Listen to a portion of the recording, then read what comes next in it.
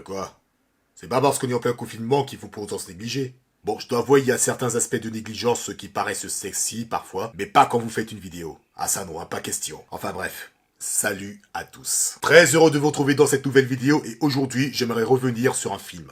Et pas n'importe lequel, parce que c'est le tout premier film que j'ai vu au cinéma. Et j'avais 3 ans à l'époque. Cette toute première expérience que j'ai eue au cinéma, ça m'a autant marqué que traumatisé. Mais au fur et à mesure, j'ai quand même appris à apprécier ce film, grâce à cette fabuleuse invention qui est le magnétoscope. Bref, ce film dont je vais vous parler n'est autre que Moonwalker avec Michael Jackson, sorti en 1988, soit un an après le succès interplanétaire d'un de ses albums, Bad.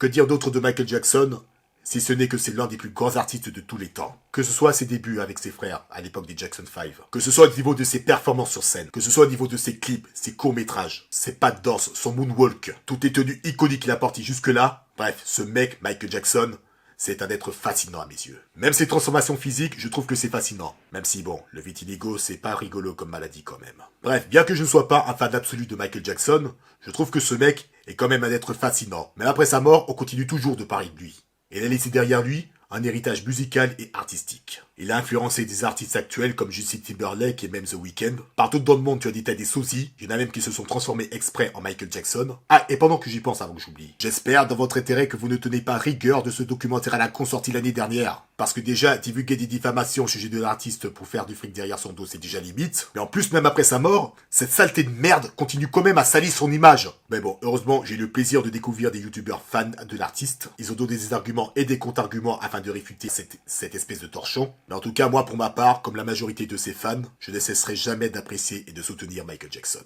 Pour parler brièvement de sa discographie, beaucoup d'entre vous considèrent Thriller comme le meilleur album de tous les temps. Moi, perso, mon préféré, c'est Bad. Parce qu'à mon sens, les chansons de Bad sont beaucoup plus nuancées par rapport à ses précédents albums. Même si en deuxième position, je le placerai évidemment Thriller et en troisième, Off the Wall. Et de plus, la majorité des chansons de l'album Bad se retrouvent dans ce film, Moonwalker. Et là, je vous en parle. Moonwalker, c'est un film qui n'en est vraiment pas un. Imaginez toutes les chansons et les clips que Michael Jackson a fait jusque-là, jusqu'en 1988 en l'occurrence, quelques clips de l'album Bad un peu modifiés. Et le moyen-métrage qui, à lui seul, est le seul intérêt de ce film, tout ça, ce sont des ingrédients dans lesquels vous mettez dans une casserole afin d'en faire une bouillabaisse. Et bien c'est exactement ça, Moonwalker. Bon, afin que ce soit plus clair, on va décortiquer le film.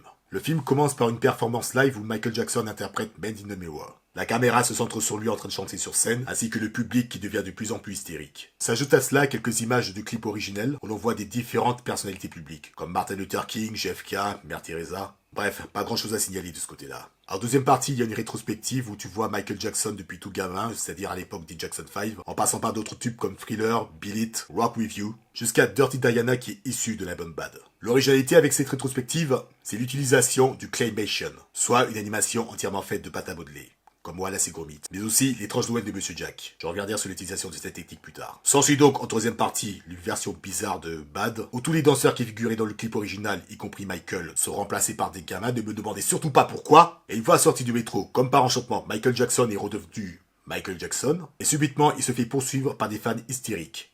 En pâte à modeler, s'il vous plaît. Je sais pas pour vous, mais plus j'avance dans ce résumé, plus je me demande ce que les scripts ont fumé comme pétard quand ils ont écrit le script de ce film. Bref, Michael a réussi à semer ses fans en se déguisant en lapin, ce qui fait de lui aussi un personnage à pâte à modeler. Il y a une scène avec lui déguisé comme ça que je trouve plutôt cool, mais je reviendrai peut-être plus tard. Bref, en quatrième partie, tu as le clip Leave Me Alone, qui est plutôt bien foutu, il faut l'admettre. Et en cinquième partie, le film commence enfin. Dans une soirée de pleine lune, Michael Jackson se fait poursuivre par des gangsters, un cartel de drogue en l'occurrence, dirigé par Joe Pesci. Et à côté, tu as 3 gamins, Zeke, Cathy et Sean, qui s'avèrent être les amis de Michael Jackson. D'où ils sortent ces gamins? Ça on le sait pas. Ensuite, une fois que Michael Jackson a réussi à semer les gangsters, il entre dans un club, le Club 30, et à partir de là, c'est le meilleur moment du film. Smooth Criminal, version longue. Encore une fois, je reviendrai plus tard. Bref, après ces quelques dizaines de minutes de pur bonheur, Cathy se fait enlever, Michael Jackson part à sa recherche, pour finalement se retrouver prise au piège par Joe Pesci. Et quelques instants plus tard, subitement et désespérément, Michael Jackson se transforme en Megazord. Non, je déconne pas, pour sauver Cathy, Michael Jackson a eu la brillante idée de se transformer en robot qui détruit tout sur son passage. C'était un moment, je dirais, d'anthologie, mais qui m'a également traumatisé. J'y reviendrai après. Une fois que Michael a éliminé tous les cartels de drogue, Michael et les enfants se retrouvent et le film se termine par un concert où il interprète un titre des Beatles, Come Together. Ok, par où commencer? La cohérence, comme vous l'avez tous compris, ce film se base plus sur le succès de Michael Jackson plutôt qu'un bon scénario.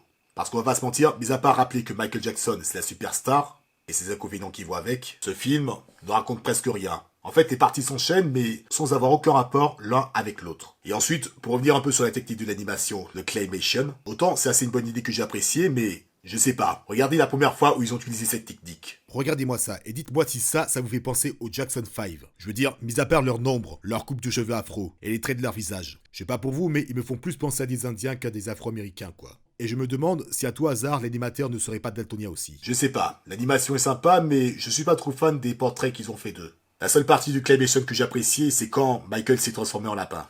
Ou déguisé plutôt. Genre, la seule scène que j'appréciais de lui quand il est en lapin, c'est quand il danse pour narguer les journalistes. Le nombre de fois que j'ai repassé cette scène, j'ai trouvé ça hilarant. Franchement, j'ai bien aimé cette séquence. Ensuite, pour terminer sur les effets spéciaux, c'était d'époque, donc franchement, c'était pas trop mal, je trouve. Michael Jackson en Megazord, bon, il était plutôt correct. Ah, et en parlant de cette séquence, il faut que je vous dise, je dois vous avouer un truc. Vous vous souvenez au début de la vidéo, quand je vous ai dit que la première fois que j'avais vu ce film, j'avais 3 ans à l'époque. Eh bien, figurez-vous que ce film m'a traumatisé à cause de cette fameuse transformation.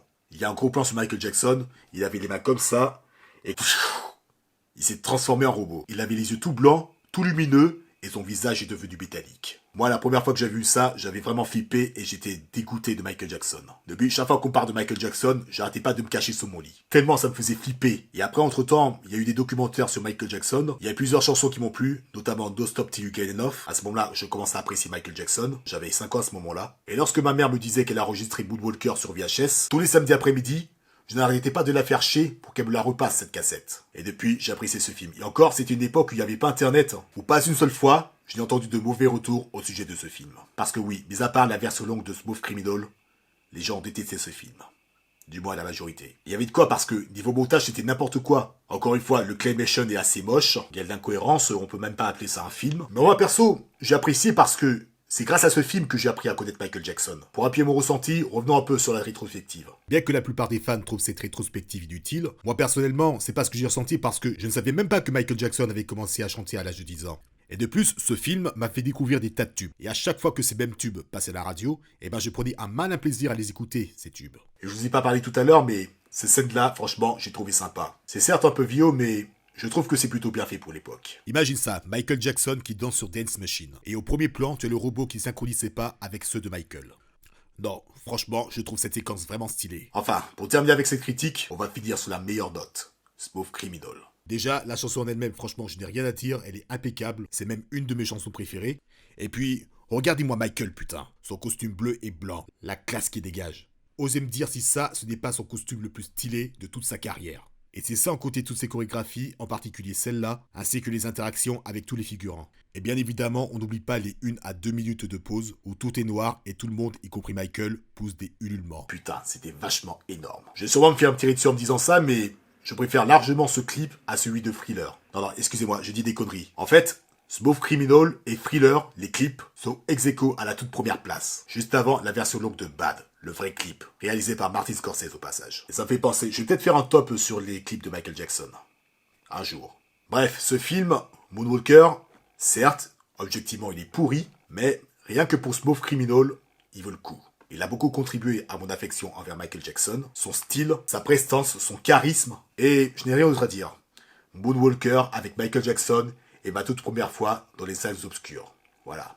Et voilà, c'était ma première critique rétrospective Moonwalker avec Michael Jackson. Donc j'espère que cette critique vous a plu. J'ai bien entendu continuer cet exercice. Si jamais vous avez quelque chose à rajouter au sujet de ce film, n'hésitez pas à me faire savoir dans les commentaires. Abonnez-vous à la chaîne pour plus de contenu. Suivez-moi sur Instagram pour plus de news. Et on se retrouve très bientôt pour une prochaine vidéo. Et d'ici là, portez-vous bien. Ciao.